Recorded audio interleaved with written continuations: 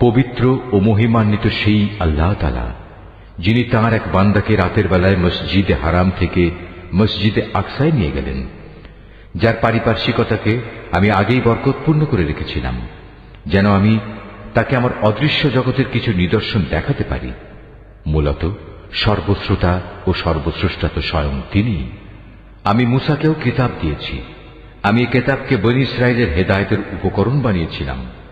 আমি আদেশ দিয়েছিলাম, আমাকে ছাড়া অন্য কাউকে তোমরা নিজেদের কর্মবিধায়ক রূপে গ্রহণ করো না।